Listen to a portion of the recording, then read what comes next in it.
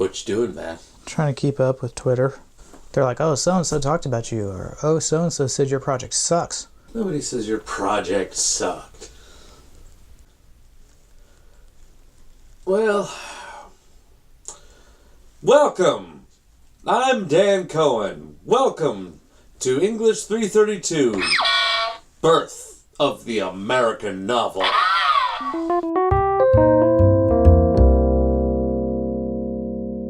Today we're going to be talking about Alice Gaudry's... You need to read this book, seriously, man. You're going to love this book. When Patrick O'Brien began writing this book in 1832, he little understood that he would live for another 200 years. It deals with a lot of... Do you want this to end or not? Just trying to move things along, man. There's so much work. Whistle while you work. So much work. Action. Stop it! I'm putting these on. Goddamn. They say the little lightheartedness before a class helps establish trust with the students. I'm like, well, what about my trust? How come students don't have to make me trust them? Huh? Hello? Who's that? Edith? Dog? Who's at the door? Nobody. No, you called us. Hello, everybody. I can't do it. I don't have that heart. Action. Hello, everybody, and welcome to English 332. I am your host, Professor Matt Cohen, and this, my friends... No. Too much. Try it again. I'm real excited, though. Hello, everybody, and welcome to English 332. I am your host, Professor Matt Cohen, and this, my friends, is the birth of the American novel.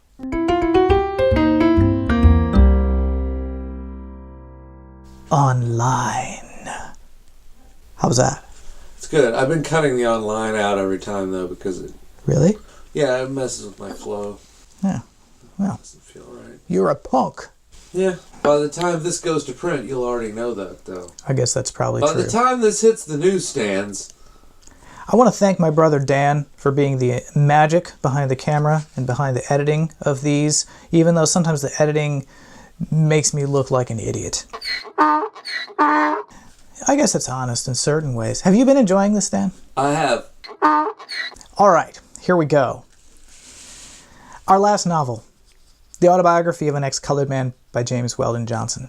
One of the best, haunting, strange little book, incisive, and there's just nothing really like it in American literary history. Take a look at your first slide there, after the title slide. It may have been that Steve Kroft read a little too much James Weldon Johnson right before he interviewed Barack Obama for 60 Minutes in winter 2007. Senator Obama, Kroft asked, "When did you decide you were black?" Kroft asked the then senator why he considered himself black even though he was raised in a white household. Obama responded by telling Kroft that he never decided to be black. "I think if you look African American in this society," Obama said tactfully, "you're treated as an African American." The question started a firestorm of controversy on the internet and other media. People ask if he's black enough, one writer asked. Black enough for what? Black enough to be the President of the United States? However incoherent, and the flexibility of its incoherence has been one of its staying powers, race is still with us. Its phenotypical incoherence, that is to say, the aesthetic dimensions of race, its powerful superficiality, these are the topic of the novel that I've asked you to start reading. When I say powerful superficiality, that paradox is meant to express what I take to be one of the most important things about this novel. The way it articulates the largest political questions to questions of artistry, appearance. Indeed, the way it suggests that some political questions are utterly rooted in artistic stuff, are rooted in aesthetics, are rooted in the way we feel or react to something. And that matters, because the novel suggests the new ways in which novels changed the world, or tried to change the world, in what people were beginning to call the modern age. As you all know, the problems raised in Johnson's book dated to much earlier. Ex-Colored Man was published over a decade after Griggs's book Imperium and Imperio, and clearly little had changed. And it would be decades before things would change. So it's interesting to think about the differences between these two novels, starting with the fact that Autobiography was published anonymously. so that it could be taken to be a true autobiography, as it was for many years. It was first published anonymously by a small company in 1912, the black writer and critic Arne Bontemps told us. You can look at the next slide. You'll see a picture of Arne there. There's a picture of Bontemps with Langston Hughes also. One could almost say, as he put it, it was published in secret. That's a nice little paradox, published in secret. But think of how important it is whether or not you know who the author of this text was. That obscurity, that doubt, dovetails with the dramatic scenario of this novel, the name of whose narrator we'd never learn. Not even a fake name, call me Ishmael, or something like that. Even the genre of the text remains incoherent as a result of the anonymity of the author and the obscurity of the publisher. Bontemps goes on to say of this novel's comeback, which was about a decade later, that a sort of renaissance of writing by and about the Negro in the United States brought it back to life. And if you look at the next slide, you'll see a picture of the cover of the first edition, and then on the right there, the title page from the second edition in 1927. A sort of renaissance, Bontemps says. Today I'm going to talk about why he qualifies that phrasing of one of the best-known movements in literary history, the Harlem Renaissance. I'm going to talk about the question of the autobiography and its relationship to the novel, and I'm going to talk about that modern age and its new artistic and political movements. Many of these new contexts were triggered by what is known as the Great Migration. We've got a map of that in the next slide. In the wake of Jim Crow oppression and the failure of sharecropping to produce the kind of new life that Southern blacks had hoped for, indeed, in many cases to produce employment at all, blacks moved out of the South by the hundreds of thousands in the first decades of the 20th century. They went to big industrial cities for the most part, Los Angeles, Chicago, New York, Detroit, Philadelphia. Arne Bontemps himself was a good example. His family moved from Louisiana, as his name suggests, to South Central Los Angeles in 1909, when Bontemps was 7 years old.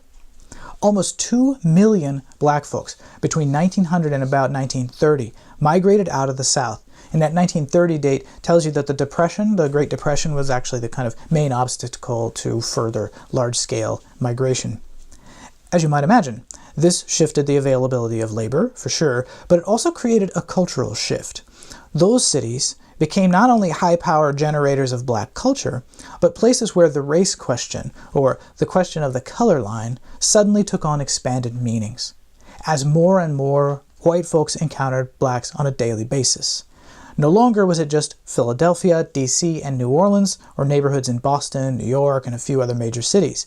Urban blackness went nationwide. The Great Migration was one of the catalysts for a larger movement in the early years of the century to create a better society in the wake of the industrial exploitation and horrific economic collapses of the 1890s, which I talked about in earlier lectures.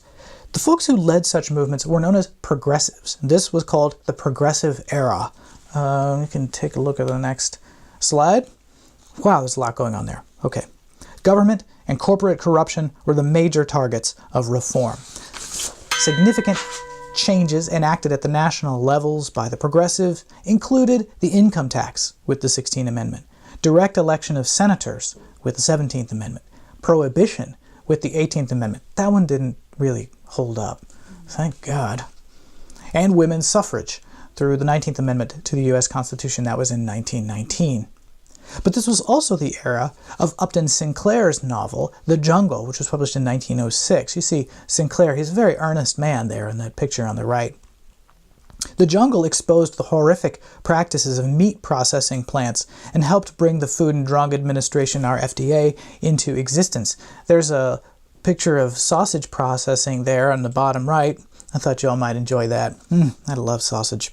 There was a whole school of journalists and novelists known as the muckrakers who exposed corruption and scandal in the name of social reform. The progressives were avid modernizers. Or let us say more precisely that a major way in which they sold their arguments was to claim that they were the representatives of the modern society. Now it turns out they weren't modern, right? Because, we're modern today, so they were posers. What I mean is that modernity is a relative term. So rather than believing the story that somehow prohibition or the establishment of the FDA ushered in a modern era that then labels the 19th century kind of pre-modern or dark ages, instead of doing that, we should understand modernism or modernity as rhetorical constructions, stories that people told about themselves. People who called themselves modernizers believed in science, technology, expertise, and especially education as the grand solution to society's weaknesses.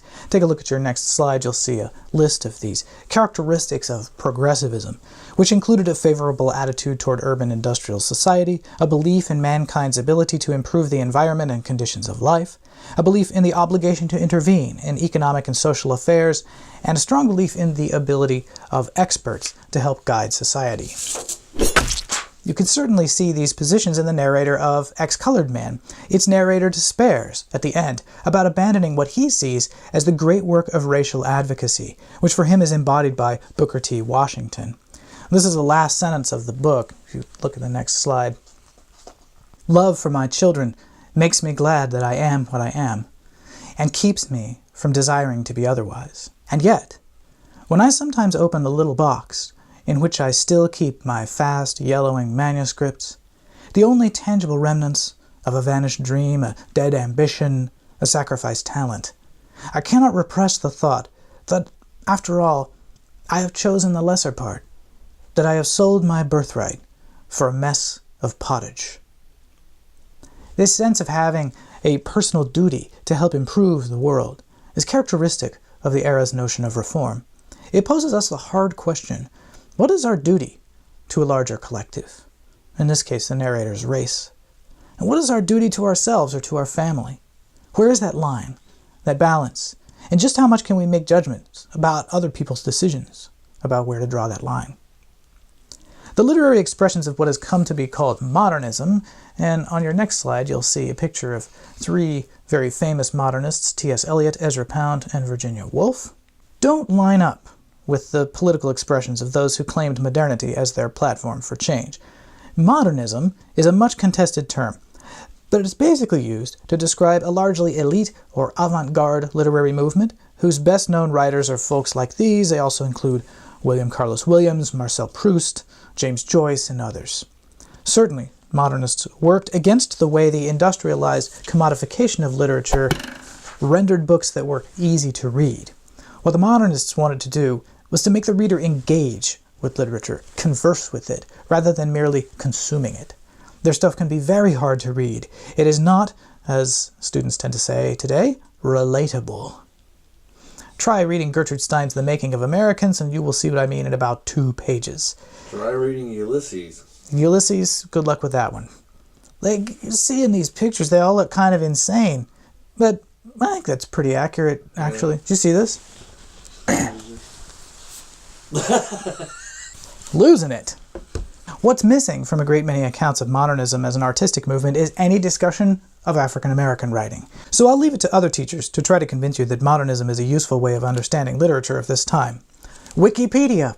It says, modernistic art and literature normally revolved around the idea of individualism, mistrust of institutions like government and religion, and the disbelief of any absolute truths.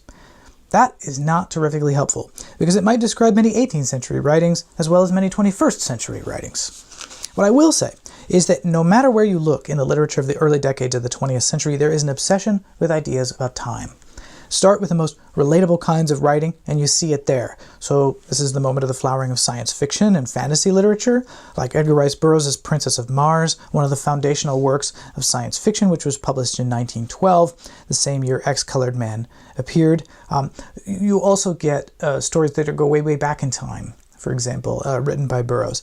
So if people started messing with like what era their works were set in, looking forward in time, then you also have the thriving of historical fiction during this time, including nostalgic plantation romances of the lost cause of the South that are mentioned in Ex-Colored Man's scene on the train with the Texan and the Union Army veteran when they're debating, drinking whiskey.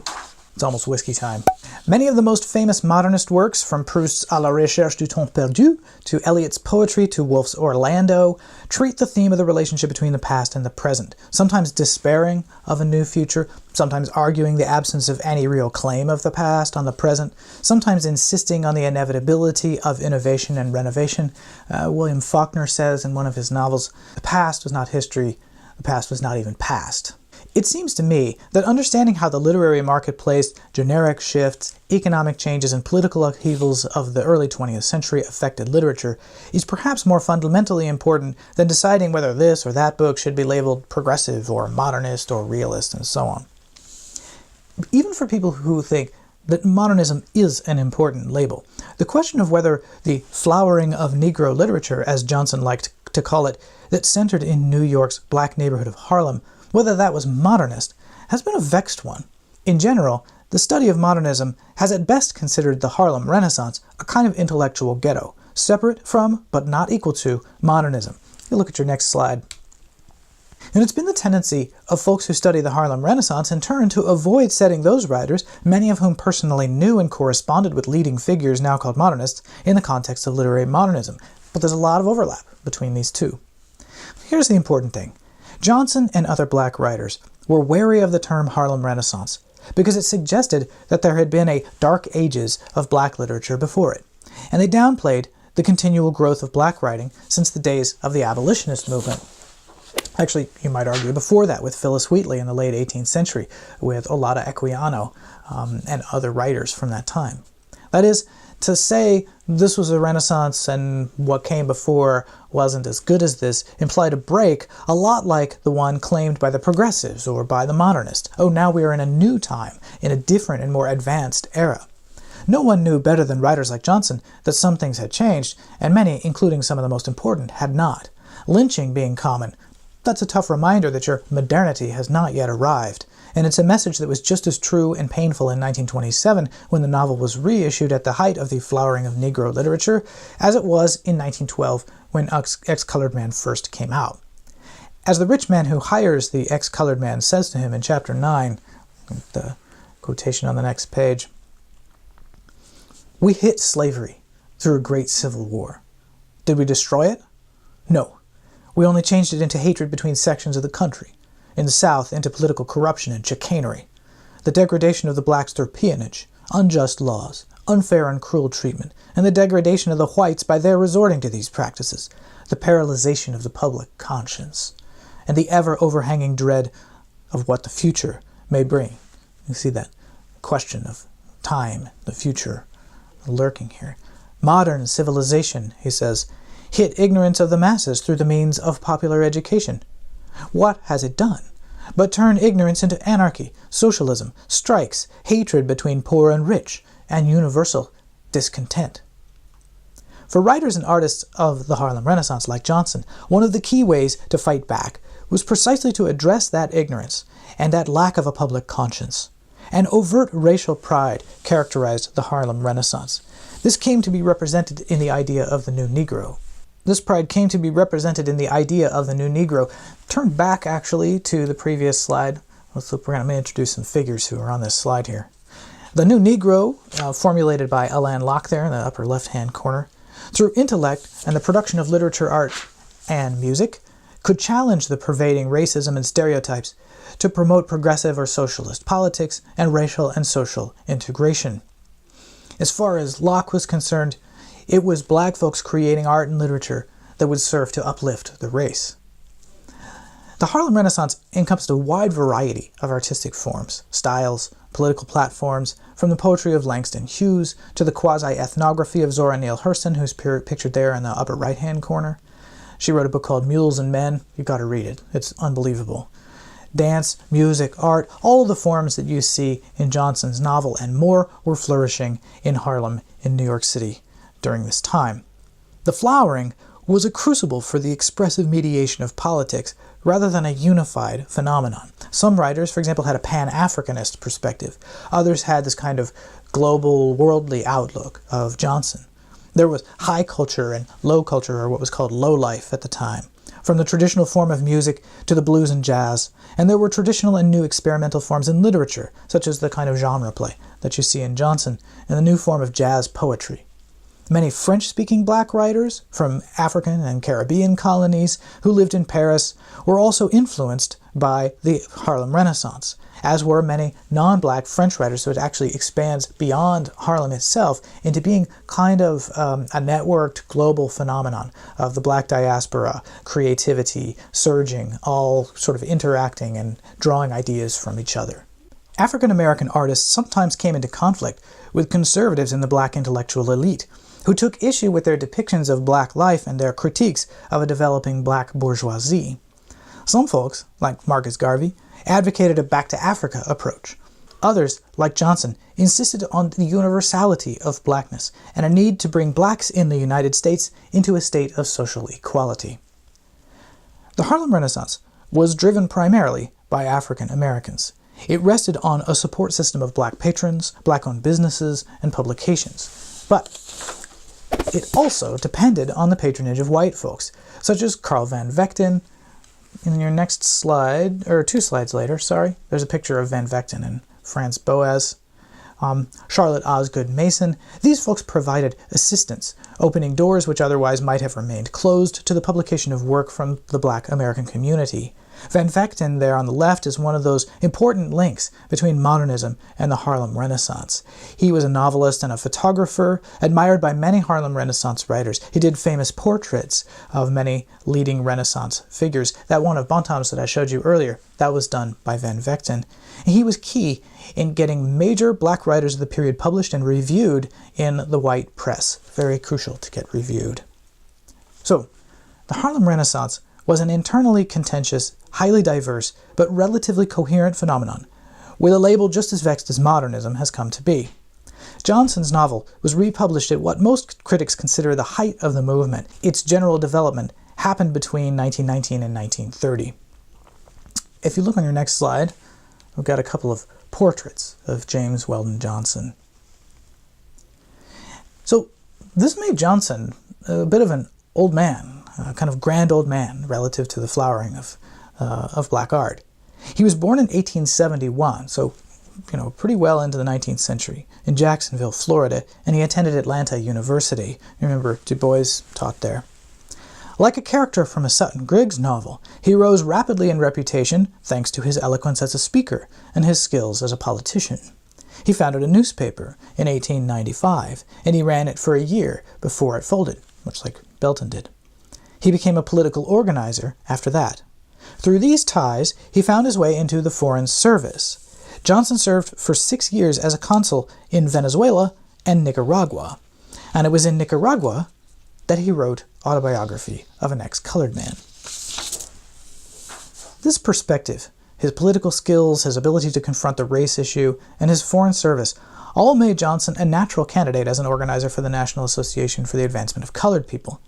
From the beginning of World War I until the beginning of the Depression, he worked in various capacities with the NAACP, even as he was publishing articles about its work and his experiences. Johnson also wrote ethnographic treatises, he wrote songs, he wrote poetry. He's like the Lydia Maria Child of early 20th century black writing. But it is odd, for such a prolific writer, that he published only one novel, Autobiography of an Ex-Colored Man, and that novel wasn't known to be a novel until he revealed his authorship in 1927. Thus, the novel is considered by some to be what is called a roman à clef, that is French for a novel with a key, a novel describing real life behind a facade of fiction, and if you have the secret key, you can find out who the real characters are and what the real events were. Johnson, of course, experienced Jim Crow America, just as Griggs had, but also as a man of the world and a foreign consul, he had an unusual perspective on the contradictions inherent in America's obsession with appearances and race. For example, one time, he and a Cuban friend were on a first-class train car headed to college, when they were asked by the conductor to move to the Jim Crow car. When he and his friend began, in shock, to talk in Spanish about what was going on, the conductor allowed them to stay, because they were considered foreigners, and therefore not subject to Jim Crow. Here, Johnson momentarily passed not as white, but as an alien. Any kind of a Negro would do, Johnson later reflected, provided he is not one who is an American citizen. Certainly much of what he describes, from his experiences on trains to the ragtime palace scenes based on Ike Hines' professional club in Harlem, has a parallel in real life. But it's important to regard the rhetorical strategies of this book as novelistic. Not limited by some single real-life development, this book is woven out of choices that Johnson made, in order to make a point or an argument, or to change your mind, to make you feel certain emotions as you read it. Consider how he uses the position of the narrator as a kind of spy, to make a subtle argument, the likes of which we have not yet seen this semester, in Chapter 5. Given the obstacles he points out, it's amazing what black folks have accomplished. That argument is familiar from Griggs, but then he adds, consider what the implications of this constant focus on race are for Southern whites. In your next slide. The same thing may be said of the white man of the South. Most of his mental efforts run through one narrow channel. His life as a man and a citizen, many of his financial activities, and all of his political activities are impassably limited by the ever-present Negro question. I am sure it would be safe to wager that no group of Southern white men could get together and talk for 60 minutes without bringing up the race question. If a Northern white man happened to be in the group, the time could be safely cut to 30 minutes. In this respect, I consider the conditions of the whites more to be deplored than that of the blacks. Here, a truly great people, a people that produced a majority of the great historic Americans, from Washington to Lincoln, now forced to use up its energies in a conflict as lamentable as it is violent. In Ex-Colored Man, you have a black man passing as a white man, and you have a novel passing as an autobiography. So, form and content resonating in relation to each other, creating the friction that keeps this book interesting and makes it important. After all, even autobiographies are fictions at some level. Indeed, all language struggles with its relationship to the real. Still, let us remember that it matters that the genre of the autobiography haunts how we read this novel. That idea that we trust the narrator of an autobiography in a way that perhaps we don't necessarily trust a novel's narrator, at least if you've read Blithedale Romance. Some years ago, take a look at the last slide. Some years ago, Oprah Winfrey chose an autobiography called A Million Little Pieces by James Fry as the book for her incredibly influential book club. It became a bestseller overnight, as Oprah titles always do. As it turned out, the book was as much fiction as fact. Here's Oprah's reaction, her opening comment when she had him back on the show to discuss his book after this revelation developed in the New York Times and elsewhere. Oprah says, and you can see her facial expression there in that right photo, James Fry is here, and I have to say it is difficult for me to talk to you because I feel really duped. But more importantly, I feel that you betrayed millions of readers. I think it's such a gift to have millions of people to read your work, and that bothers me greatly. So now, as I sit here today, I don't know what is true, and I don't know what isn't. Would Oprah have said the same thing about Johnson's novel in 1927? What makes an autobiography true? Where does what is true lie? In the effect of a work, or the behavior of its writer, the way it upholds the expectations of genre or a large audience? Do the particular politics of the writer's situation make a difference? I will leave these questions to you to ponder. Thank you, people. I'll see you next time.